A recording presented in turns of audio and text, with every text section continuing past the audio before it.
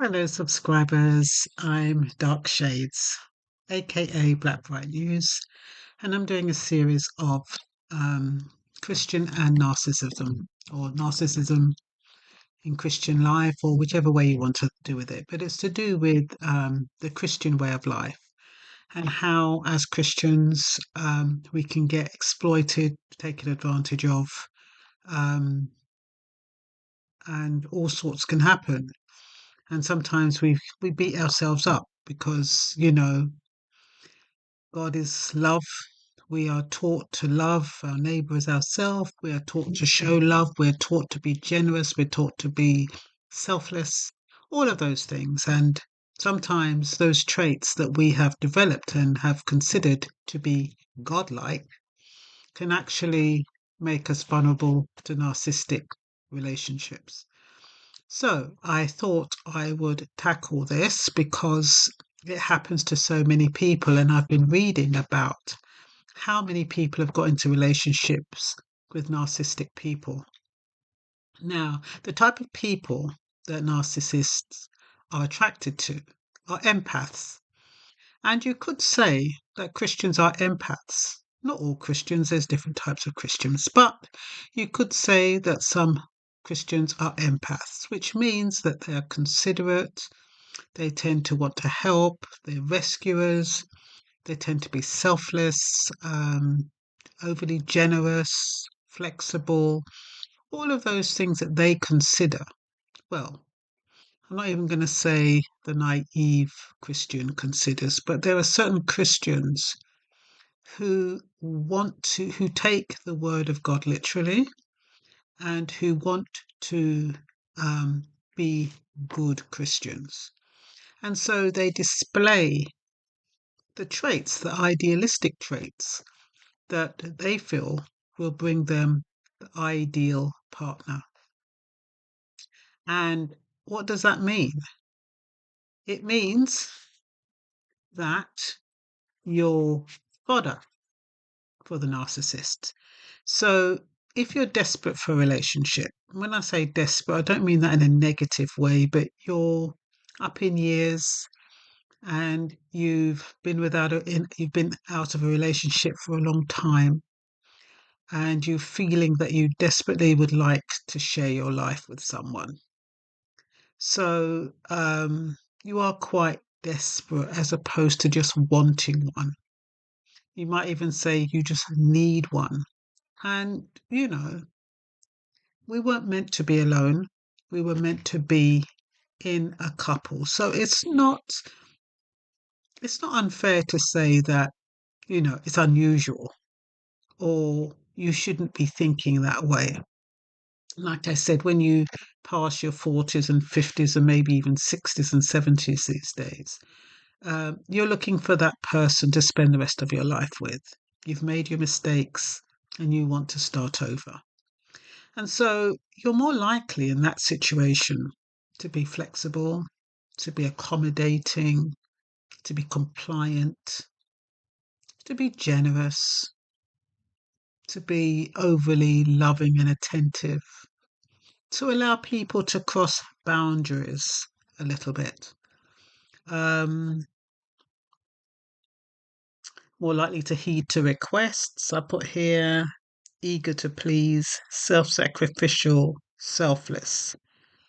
You may even bend some of your habits. I mean, you might be used to doing something one way, and then because you so want a relationship to work, you'll change your values or your morals or your habits to please this person. Now, that is what makes you a prime target for narcissists. It makes you vulnerable to narcissists because that is exactly the traits a narcissist is looking for. So they can even test you out. Like if they're vegetarian, they could say, oh, eating meat is not good for you. And they can list out a load of examples why there's too much chemicals or meat is not good for your heart and all kinds of stuff to sway you into changing your eating habits. They could tell you to change your hairstyle. You might like to wear your hair in a certain way, and they might suggest that you wear it in a different way. And you find that you're almost becoming someone else just to please someone else. And with men who want a woman and who are looking to settle down because they're up in age and they're more likely to accept a woman, especially women who are in the church but come over as um, special.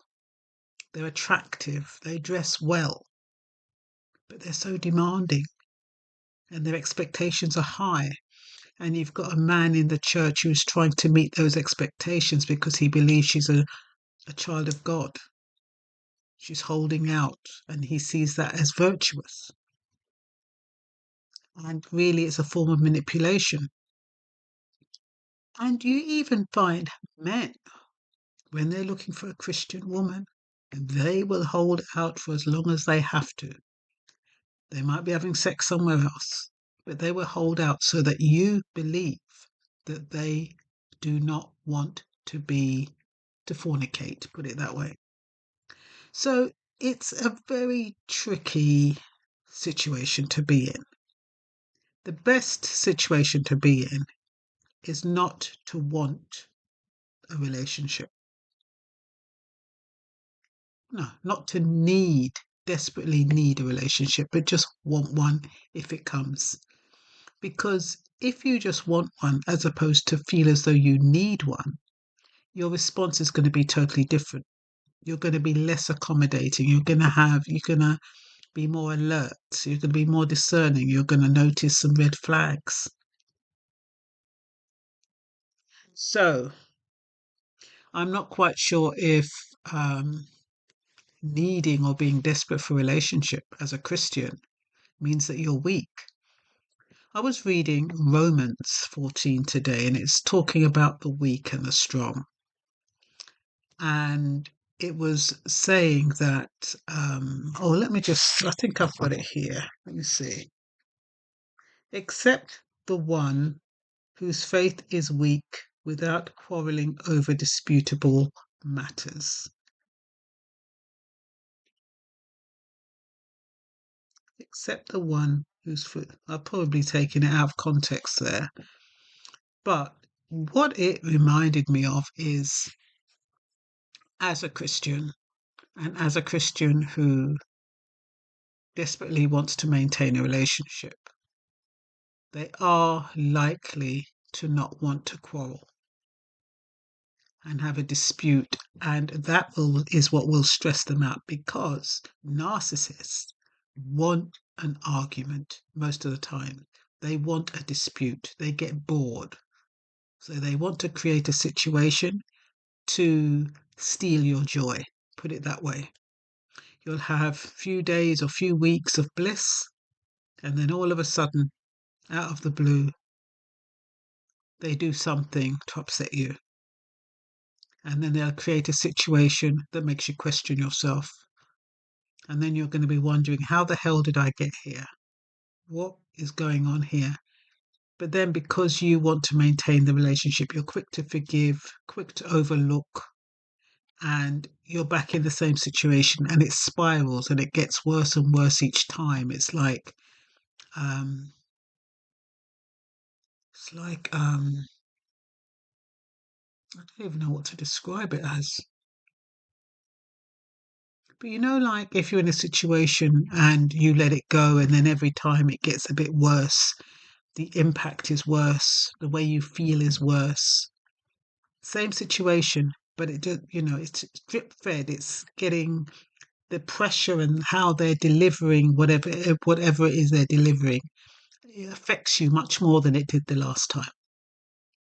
But because it's so subtle and it's incremental, you don't realize how it's affecting your health.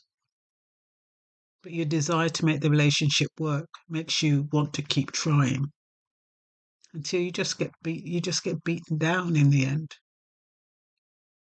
So that's why I'm saying, your desire for relationship can make you vulnerable to narcissism. It can make you miss the red flags. It can make you be overly godlike. You have to be sensible though in any relationship, whether it's with a narcissist or any other person. You have to make sure that despite your need for a relationship, you keep your values, you set your boundaries, you make sure that you're not too willing to please, you're not overly generous. If they're in struggling and you've just met them, you're not there to help them out. It's another thing that narcissists do, especially to Christians. Or should I say, I shouldn't say they do it to a Christian because a Christian has to allow it. But it's easy to give a sob story to a Christian because if you're a good-hearted person, an empath, or an empathetic person, I should say, as opposed to good and bad, an empathetic person, um, and they give you a sob story about, I've got nowhere to live, I've got no money, and I was supposed to pay this last week, and something happened. I lost my job, and you're there saying, "Oh, I'll give it to you. Don't worry, I'll help you out. We have a spare room you can stay in. Um, if you need any money, say you're a Christian person, you will pay it back. How much do you need?" All them kind of things. The narcissist will exploit your generosity, your good spirit. You have to be extremely careful. And they don't do it in a big way at first. They do it, like I said, very incrementally. Start off with something small, and then it gets larger and larger and larger. If they get the small thing, they step up a notch, step up a notch, step up a notch. And then you find yourself questioning and saying to yourself, oh, well, I did it before. I can't stop now. I've set a precedent. It doesn't matter. You really need to be wise. A lot of women are saying, boy, me not deal with no man again, Me can't bother with the man there. Me no want no man. That is not the answer. The answer is building up resilience and strength and dealing with them, tackling them head on. And I'm not saying with this, blah, blah, blah, and cussing and going on bad. It's about being an example. It's about, as they say, what they say, you live by example. When you live by example, that narcissist has to change his ways. He can't take liberty, as they say. When everything they say, oh yes, me will do it for you. Yes, me not mind do it for you. Yes, me go buy this for you. And oh yes, you can do this and you can stay here and we will give you this and we will buy you that and you can help yourself. That's the worst thing you can tell a narcissist, You can help yourself. Thinking that they have a conscience, thinking that they know moderation. Moderation in all things. Narcissists don't know anything about moderation. They're very greedy. So you cannot say to a narcissist, help yourself, thinking that they have a conscience and they'll be moderate with your stuff.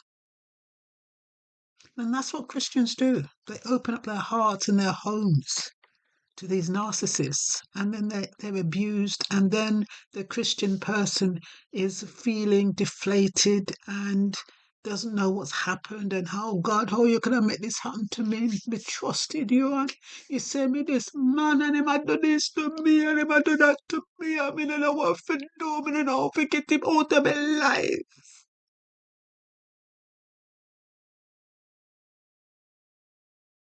You can't go into relationships with your eyes closed through rose-coloured glasses. As much as you want a relationship, you still need to use wisdom And you still need to watch and listen and learn. Otherwise, you are going to feel just totally beaten down. There are so many women, not just Christian women, but non-Christian women who have just given up. They don't want a man anymore. And it's a shame. And they genuinely don't want a man. Some men say, sure, them just a say that. Them no really, them if them could get a man, they would have take a man. No, there are women who genuinely are done with men. And even if the best man came into their lives, they are so shut off. He couldn't get a look in. Don't want to reach that stage. We want to reach the stage where each individual, both male and female, you have a lot of men out there who don't want a woman because they've been so betrayed and heartbroken and they just can't be bothered. But you want both men and women want to reach a place where they have self-respect, self-love, so that they see a narcissist coming. It's almost like the narcissist brandishes itself and you can see their behavior. And like I said, there are different levels. There are narcissists you can tolerate, and there are narcissists who you cannot tolerate.